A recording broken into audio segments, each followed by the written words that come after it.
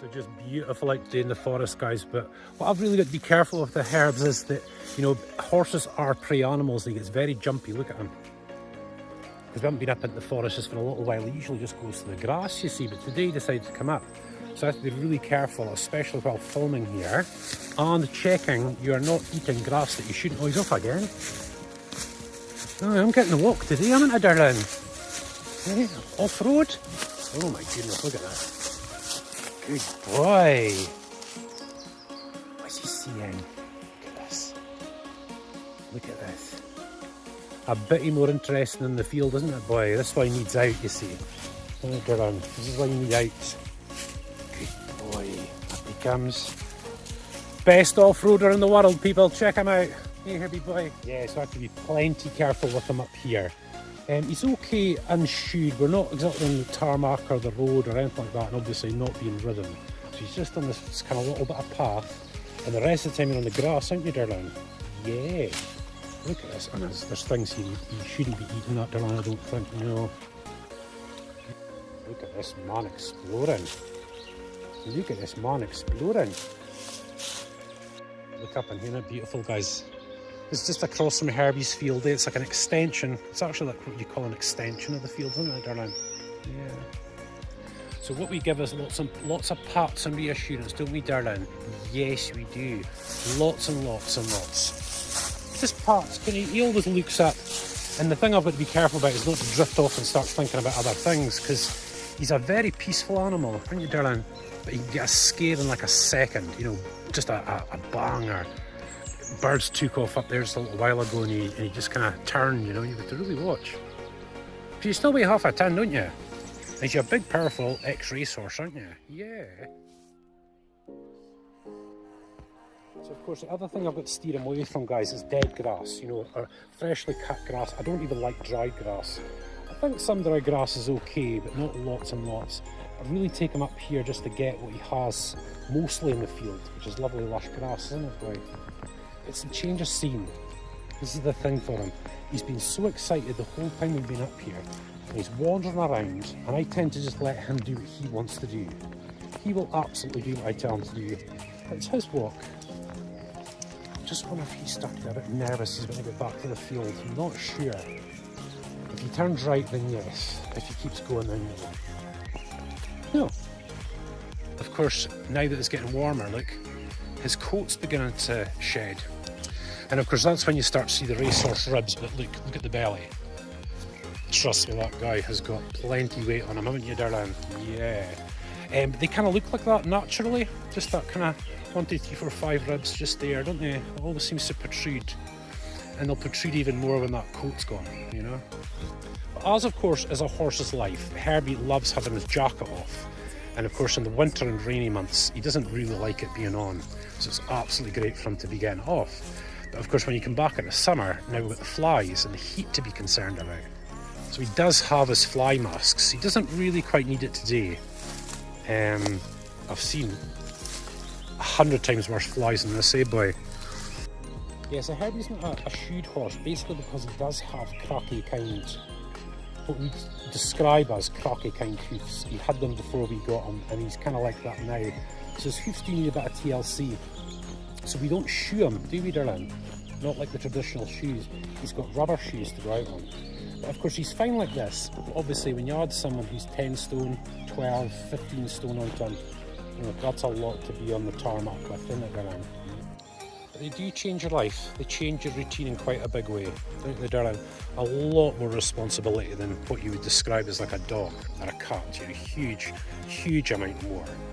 And it is a lifestyle choice. It's a lifestyle change, being a bit of a horsey family now. But it's absolutely fantastic, isn't it? Can't get enough of you, really, can we?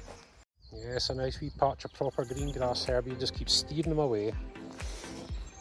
But yeah, one of the things that we always have to understand about Herbie was that he was an ex-racehorse to begin with, and it's not that tough on them, but you know, it is discipline, and it's quite a big thing. And of course, 10 years, for 10 years after that time, he was up at Loch Ness, you know, and they had like not a single track road, but certainly a country road next to them. Mountains and heather all around, and that was pretty much it. And back then, he wasn't the alpha. That was the thing, you know, that was the real big thing. But now, hey boy, you are the alpha. Been steering him away. But yeah, now he is the alpha. And we're really so wanting to get him a buddy. But what's been really important is the one-on-one with us. And of course, you know, over there in the field, as you see, now he's got ambulances going past, dog walkers, joggers, fire engines, you know, people going around, traffic. So lots and lots going on. That took him a long time to get used to, didn't it, darling? Yes, it did. And you've got to really think of his feelings. And, you know, in the beginning, it wasn't that he was offensive, he was just very defensive. It was just such a new thing. Hold on. It was such a new thing for him. Hey, darling. So we were told, you know, 18 months, 2 years, that's probably what it'll take for us to bond. And that's between 18 months and 2 years now. And he is a very different horse now. You find yourself thinking about him a lot, you know, and like if you go out the back of the house at night time and it's a bit cold and stuff like that, you wonder if he's warm enough and all these things, you know. But you have to remember, you know, he is an outdoor animal. And we use the central heating, you know, and fires and things like that, you know. And that was one thing I really had to get to grips with, was that if I was in the field and I felt cold, well, that didn't mean he was cold. So you go by temperatures. And if it's ever like 5 degrees, Herbs, 5 degrees centigrade below, that means a jacket. And obviously it's not just the temperature, it's the wind chill as well. It could be high winds, medium winds, which obviously increase the temperature that it says on your phone, you know. So I'm trying to pull him over here into the shade. There's a bit of grass here, just to let you cool off a little bit, darling. Yeah, so Herbie is on a very specific diet, and at the moment he's weaning off his what we call winter feed. But we keep going with what we call the winter feed, as in summer breakfasts. And it's just because Herbie's an ex-race horse, he's very energetic, you know, and he needs a little bit of that. You've got to watch his sugar intake as well. So he basically just gets, oh, nope, not that stuff. He basically gets the same food all the time, end of story. And it works, and that's it, you know. Hey, darling. So we don't really upset the norm with him at all. He's quite happy.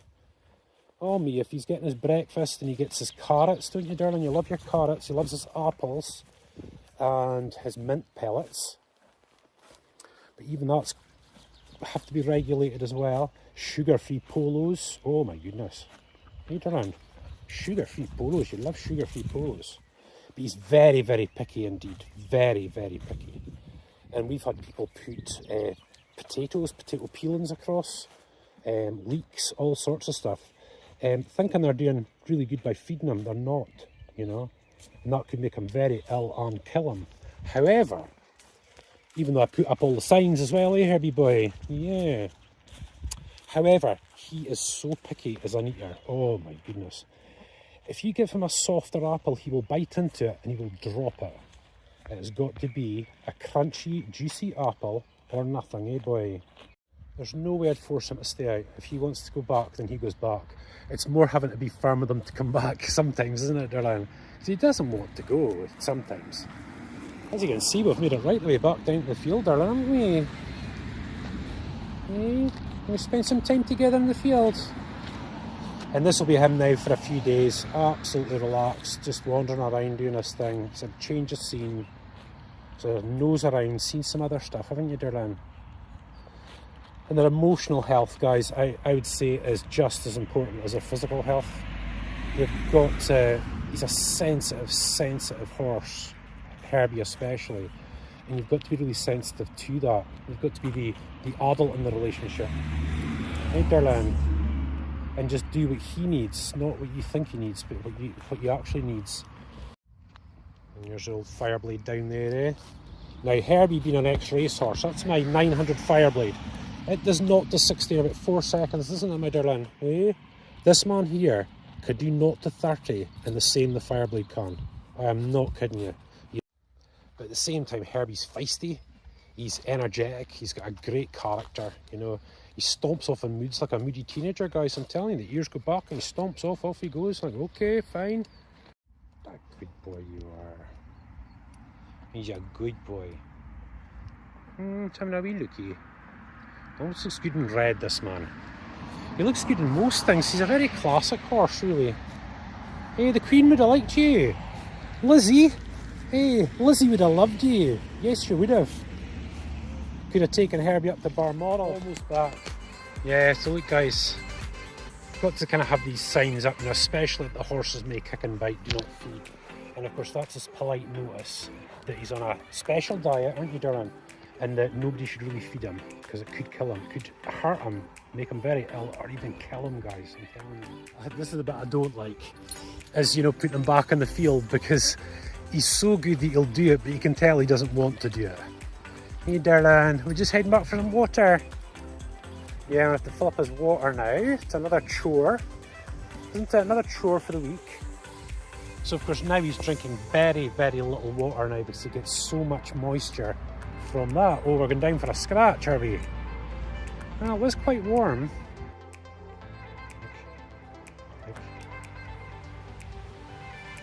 He knows I'm watching him, you see. I'm just wondering if he's been a bit self-conscious. I'm not sure. Oh, wait, here he goes. Good boy. Look at this. That's what I love to see. Look at that big belly on him. Look at the big belly. Hey, look at the big belly.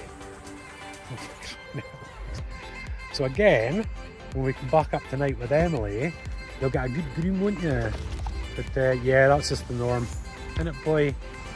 See if you can get some water, darling. I'd like to see you drink some water, darling. Where is he? Where is he going to get some water? Oh, he's off. Oh, is he going to go zoomies?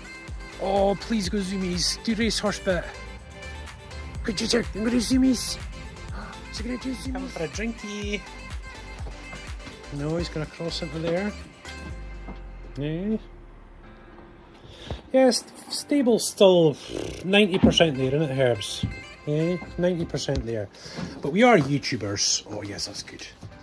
We are YouTubers, of course, without staff and without, you know, major funding, you guys, you know, so to kind of just work with what we've got. Nederland. No problemo at all. That's what I like to see. That's what I like to see. You see, just spending time with him. Very peaceful. Of course, having said that, in he comes, and the reason he's in here, guys, is basically because of the sun outside. And we've been out for a couple of hours, and horses obviously like to snooze on and off and sort of things, you know. And for some odd reason, even in the hottest weather, this place is lovely and cool, isn't it, darling? Yeah. And that's how you know. Look. And he'll stand there, he'll sleep with his eyes open. Just standing like that and he's sleeping. Nice and cool in here. I can feel the heat from him just because he's so dark. So he's just followed me out. I'm just trying to get away, but he likes to take the opportunity to sleep when I'm here, you see, don't you, darling? It just feels safer, that's all it is. And he's following me right back down to the gate. Hello. Hey, you don't want me to go, darling? Hmm? You don't want me to go? Eh? Nobody can tell me horses aren't affectionate. Hey, my darling. Hey? What's he saying? What's he saying? So from one to another, like, bike doesn't bother him at all. He's so used to the motorbike now, aren't you, Herbie boy? Be back and see you tonight, darling, with Emily.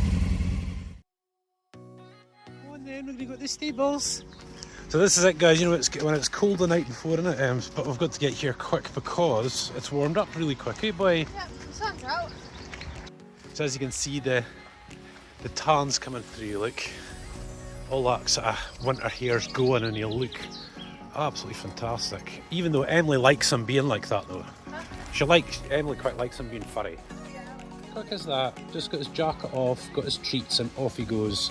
We don't like just coming and going, but we've got to get off the horse lessons. Got lessons. Hey boy, we will be back, darling. We will. Yeah, we'll be back to see you later. You're getting some lovely food before we go today, aren't you? Yeah, look. Look, you see on the head just now. No, the Rosie. That's beautiful, isn't she? Beautiful. There's our Rosie. There she comes.